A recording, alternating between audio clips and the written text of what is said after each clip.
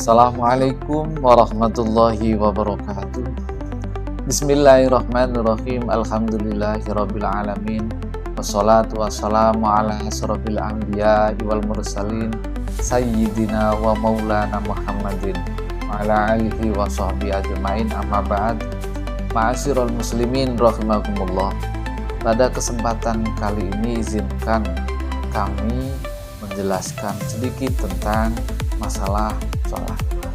Kami tidak membahas tentang kaifiyah sholat, akan tetapi begitu pentingnya perintah sholat dan akibat yang bagi mereka yang meninggalkan sholat. Kami membacakan atau menjelaskan yang ada di dalam kitab Arba'ur Rasail. Kitab ini secara khusus membahas tentang sholat.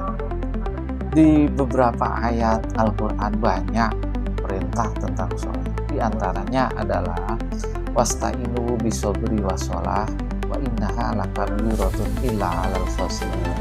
Minta tolonglah kalian kepada Allah dengan cara bersabar dan sholat. Wa innaha lakabiratun, yang demikian itu sesungguhnya berat, illa 'alal khashiyin, kecuali bagi mereka yang khusyuk. Allah sendiri di sini menjelaskan bahwa sholat itu berat. Di dalam ayat yang lain, wa'mur ahlaka bis-shalah wastabir 'alaiha, dengan sholat. Wastabir 'alaiha, Allah juga mengingat dan bersabarlah atas perintah itu, karena memang berat. Wala nas'aluka rizq, kata Allah, ini sindiran bagi kita. Allah, kami, kata Allah, tidak meminta rezeki kepada kami, justru nahnu narzuquka, kamilah yang memberi rezeki kepada wal aqibatu lil muttaqin, yang demikian itu adalah akibat bagi orang yang bertakwa. Di sini sindiran bagi kita, kalaupun mencari rezeki jangan sampai kita meninggalkan sholat. Nanti ada keterangan bagi yang meninggalkan. Tadi Al-Quran, sekarang ada hadis awalu ma yuhasabu alaihil abdu yaumal qiyamah sholat. Perkara pertama yang dihitung di hari kiamat nanti seorang hamba adalah, yang pertama kali ditanyakan adalah sholat. Fa'in wujidat tamatan kubilat masairu amali, ketika ditemukan bahwa sholatnya itu sempurna, maka diterima semua amalnya, aman berarti. Tetapi wa'in wujidat nakison, akan tetapi ketika ditemukan banyak kekurangan di dalam menunaikan ibadah salat ini, ruddat, maka ditolak wasairu amalihi, semua amal. Maksudnya ada keterangan yang lain, maka akan lebih diteliti lagi amalan-amalan. Ini perlu kita perhatikan. Nah, kembali ke ayat, bahwa Allah lah yang memberi rezeki kepada kita, bukan kita, bukan Allah yang meminta rezeki kepada kita. Untuk itu, bagi orang yang meninggalkan sholat, dijelaskan dalam kitab Arba'ur Rasail, tarikus idza rufi'atil luqmah ila fihi, ketika sesuap makan itu diangkat ke mulut sebelum dimakan. Sesuap, katakanlah nasi, makanan itu berupa nasi, sesuap nasi, berkata, la'anakallahu ya Allah, terlaknatlah engkau, semoga engkau dilaknati, wahai musuhnya Allah. Sesuap nasi. Alasannya apa? Ta'kulu rizqallahu wa la tu'addi faraidahu, engkau memakan rezeki Allah, akan tetapi engkau tidak mau menunaikan wajib, menjalankan perintah yang wajib Allah. Ini sesuatu nasib yang tidak baik, bahkan malah bagi orang yang meninggalkan sholat lagi.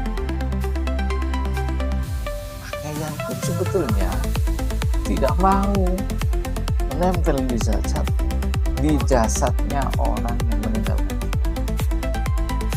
Makanya berkata, laula ansakharon rabbi laka. Seandainya Allah itu tidak memerintahkan Allah menempel di jasad, la farartu minka, maka kayak terhadap orang yang meninggalkan. Seandainya tidak diperintahkan oleh Allah ditakdirkan menutup jasad atau menempel jasad orang yang meninggalkan sholat, la faror, maka bahkan lari dari. Bisa kita bayangkan pakaian itu seolah-olah meronta-ronta ingin dijauhkan dari menempel jasadnya atau badannya orang yang meninggal. Bagi ini pakaian yang ketiga, bagi orang yang meninggalkan sholat, rumah pun sebetulnya juga tidak mau dihuni oleh orang yang meninggalkan sholat. Ketika orang yang meninggalkan sholat keluar dari rumah, dari pintu rumah pun terkadang berdoa, la sohibakallah fi safari, semoga Allah mengancani, dalam artian semoga Allah tidak melindungi di dalam kepergianmu ke rumah. Lebih-lebih lagi wala ada ila ada, dan semoga engkau tidak rumah ini ke keluarga yang ada di rumah ini saliman dalam keadaan selamat. Maksudnya adalah didoakan untuk mati duluan agar tidak bisa kembali lagi ke rumah. Yang berikutnya lagi, bagi orang yang meninggalkan sholat itu mal'unun fi hayatihi wa ba'da mamatihi, hidupnya terlaknat setelah kematiannya pun dilaknat. Hidupnya sengsara setelah kematiannya pun sengsara, mendapat siksa.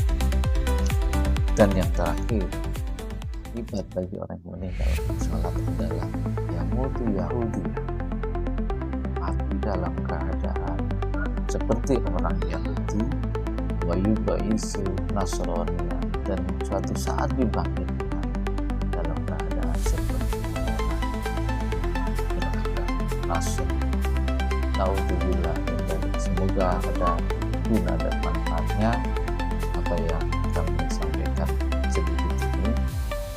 Sekian dari kami. Assalamualaikum warahmatullahi wabarakatuh.